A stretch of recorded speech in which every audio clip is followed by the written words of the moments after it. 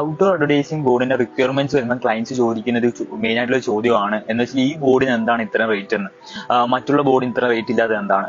Same size ഉള്ള ബോർഡിന് ഈ ഒരു ലൊക്കേഷനുള്ള ബോർഡിന് ഇത്ര റേറ്റ് ഉണ്ട്, പക്ഷേ സെയിം വേറൊരു ലൊക്കേഷനുള്ള ബോർഡ് സെയിം സൈസ് തന്നെ ആയിരിക്കും, പക്ഷേ ഇത്ര റേറ്റ് ഇല്ല എന്നൊക്കെ ചോദിക്കാറുണ്ട്. അപ്പൊ അതിനുള്ള ഉത്തരം എന്താണെന്ന് വെച്ചാൽ ഒന്നാമത്തെ കാര്യം വിസിബിലിറ്റിയാണ്.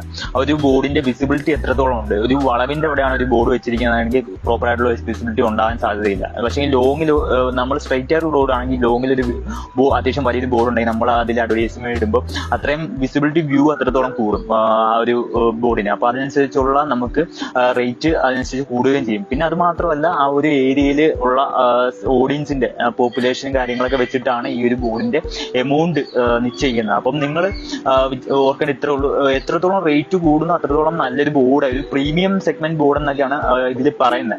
ഓക്കെ, എത്രത്തോളം ഒരു നമ്മുടെ ഒരു സൈക്കോളജിക്കൽ വ്യൂ പോയിന്റ് ഉണ്ട് എന്ന് വെച്ചാൽ നമ്മൾ എല്ലായിടത്തോടും മെജോറിറ്റി ആൾക്കാരും ശ്രദ്ധിക്കുന്ന ഒരു ഏരിയയൊക്കെ ഉണ്ട്. അപ്പൊ അതനുസരിച്ചാണ് പിന്നെ ആ ഒരു ബോർഡിന്റെ റേറ്റ് കൂടുന്നത്. ഇപ്പൊ ബാംഗ്ലൂരിലുള്ള ബോർഡ് ഇത്രയും റേറ്റ് ഉള്ളൂ, എന്തുകൊണ്ട് കേരളത്തിൽ ഇത്രയും റേറ്റ് ഉള്ള ബോർഡുകൾ എന്ന് ചോദിക്കുന്നതിന്റെ അതിന്റെ ഒരു റിപ്ലൈ എന്ന് പറയുന്നത്, അവിടെ ഒരു ബോർഡ് ഉണ്ടെങ്കിൽ ആ ഒരു ബോർഡിന്റെ വിസിബിലിറ്റി അത്രയും കുറവായിരിക്കും, പോപ്പുലേഷൻ ഏരിയാസ് കുറവായിരിക്കും.